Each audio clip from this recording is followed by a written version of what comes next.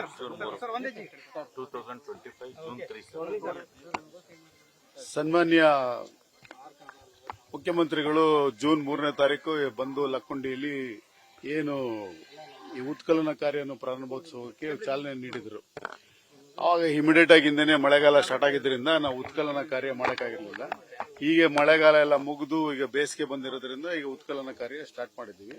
ಇದು state archaeology department ಅವರ ನೇತೃತ್ವದಲ್ಲಿ ಜಿಲ್ಲಾ ಆಡಳಿತ ಮತ್ತು ಲಕ್ಕುಂಡಿ ಪ್ರಾಧಿಕಾರದ ವತಿಯಿಂದ ಮಾಡಿಸ್ತಾ ಇದ್ದೀವಿ. ಈ ಒಂದು ಉತ್ಕಲನ ಕಾರ್ಯಕ್ಕೆ ಕನಿಷ್ಠ ಒಂದು 3 ರಿಂದ 4 ತಿಂಗಳು ಹಿಡಿಬಹುದು. ಅಂದ್ರೆ ಮುಂದಿನ ಮಳೆಗಾಲ ಬರೋದ್ರೊಳಗೆ ಇಲ್ಲಿ ಒಂದು ಉತ್ಕಲನ ಮಾಡಬೇಕಂತ ಹೇಳಿ ವೀರಭದ್ರೇಶ್ವರ ದೇವಸ್ಥಾನದ ಎದುರುಗಡೆಯಿಂದ ಈಗ ಪ್ರಾರಂಭ ಮಾಡ್ತಾ ಇದ್ದೀವಿ.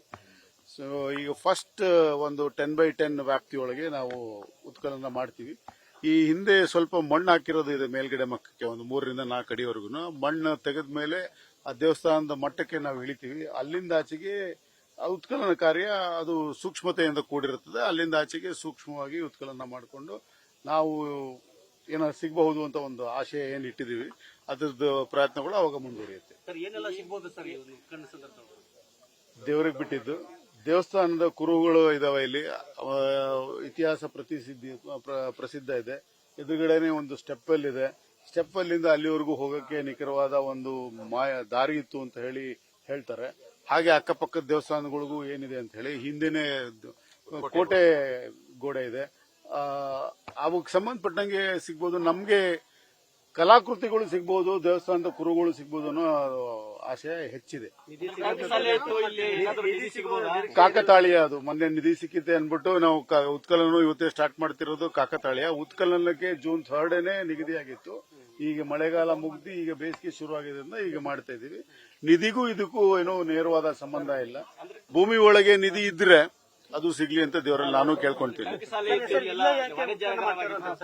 ಇದು ASA ಅವರ ಅವರ ಅನುಭವದ ವ್ಯಾಪ್ತಿಯಲ್ಲಿ ಅವರು ಹೇಳಿದ್ದು ಈ ದೇವಸ್ಥಾನ ಮತ್ತು ಸ್ಥಳೀಯ ಇದರಿಂದ ಇಲ್ಲಿ ಇರಬಹುದು ಅನ್ನೋ ಒಂದು ಏನು ಅವರು ಕುರುಹು ಮಾಡಿದ್ದಾರೆ. ಅದರೊಳಗೆ ಇಲ್ಲಿ ಸ್ಟಾರ್ಟ್ ಅಷ್ಟೇ, ಮಿಕ್ಕಿದ ಕಡೆನೂ ಮಾಡಬಾರ್ದಂತೆಲ್ಲ ಸ್ಟಾರ್ಟ್ ಮಾಡಕ್ಕೆ ಇಲ್ಲಿ ಸ್ಟಾರ್ಟ್ ಮಾಡ್ಕೊಂಡು. ದೇವಸ್ಥಾನ ಯಾವ ಕಾಲದ್ದು, ಪುಷ್ಕರಣಿ, ಕೋಟೆ ಯಾವ ಕಾಲದ್ದು ಕಲ್ಯಾಣ ಚಾಲಕರ ಕಾಲದಲ್ಲಿ ಇದು ಆಗಿತ್ತು ಅಂತ ಹೇಳ್ಬಿಟ್ಟು ನಮ್ಮ ASA ಅವರೆಲ್ಲ ಹೇಳ್ತಾರೆ. ಸೊ ಇನ್ನೂ ಸಿಗೋದು, ಯಾಕಂದ್ರೆ ಲಕ್ಕುಂಡಿಯ ಇತಿಹಾಸ ಬಹಳ ಹಳೇದು. ಸೊ 11ನೇ ಶತಮಾನಕ್ಕೆ ಲಿಮಿಟ್ ಆಗಿ ನಾವು ಮಾತಾಡಕ್ಕಾಗುದಿಲ್ಲ.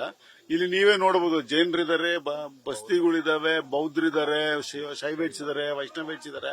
ಸೊ ಆಯಾ ಕಾಲಘಟ್ಟದಲ್ಲಿ ಆಯಾ ಪ್ರಬುದ್ಧಮಾನಕ್ಕೆ ಬಂದಂತ ವ್ಯವಸ್ಥೆ ಇದೆ. ಸೊ ಅವ್ರವ್ರ ಕಾಲದಲ್ಲಿ ಇದು ಅತ್ತಿಮಬ್ಬೆ ಕಾಲದಲ್ಲೂ ದೊಡ್ಡ ಇದು ಅತ್ತಿಮಬ್ಬೆ ನಮಗೆ ಇಲ್ಲಿ ಅವ್ರೆ ಅನ್ನೋದು ಬಹಳ ಹೆಮ್ಮೆಯ ವಿಚಾರ. ಸೊ ಹಾಗಾಗಿ ಯಾವುದು ಏನ್ ಸಿಗುತ್ತೆ ಅನ್ನೋದಿಲ್ಲ, ಬಟ್ ಸಿಗುತ್ತೆ ಅನ್ನೋ ಒಂದು ಆಶಯ ಮತ್ತು ಒಂದು ತಜ್ಞರ ಅಭಿಪ್ರಾಯದೊಂದಿಗೆ ನಾವು ಸರ್ಕಾರದ ವತಿಯಿಂದ ಈ ಕಡೆ ಸ್ಟಾರ್ಟ್ ಮಾಡಿದ್ವಿ. ನಗರದ ಲಕ್ಕುಂಡಿಯಲ್ಲಿ ಸಾಕಷ್ಟು ದೇವಸ್ಥಾನಗಳು ಏನಿದಾವೆ ಆ ಸುತ್ತು ಪ್ರಾರಂಗಣಗಳಲ್ಲಿ ಮಾಡ್ತೀವಿ. ಸ್ಥಳಾಂತರ ಮಾಡಬೇಕು ಅನ್ನುವಂಥದ್ದು ಅದು ಉತ್ಕಲನದ ಮೇಲೆ ನಿಂತಿರುತ್ತೆ. ಉತ್ಕಲನದಲ್ಲಿ ಬರುವಂತ ಇದ್ರ ಮೇಲೆ ಸೊ ಖಾಲಿ ಮಾಡಿಸಬೇಕಾಗೋ ಪರಿಸ್ಥಿತಿ ಬಂತು ಅಂದ್ರೆ ಸರ್ಕಾರದ ಹಂತದಲ್ಲಿ ಕ್ರಮ ತಗೊಂಡು ಏನೆಲ್ಲ ನಿಯಮಗಳು ಇರ್ತವೆ ಅದು ಅವಾಗ ನೋಡೋಣಪ್ಪ. ಈಗಲೇ ಯಾಕೆ ಕೂಸುಟ್ಟೋಕ್ಕಿಂತ ಮುಂಚೆ ಕುಲವೇ ಬೇಡ. ದೇವರಲ್ಲಿ ಕೇಳ್ಕೋಬೇಕು.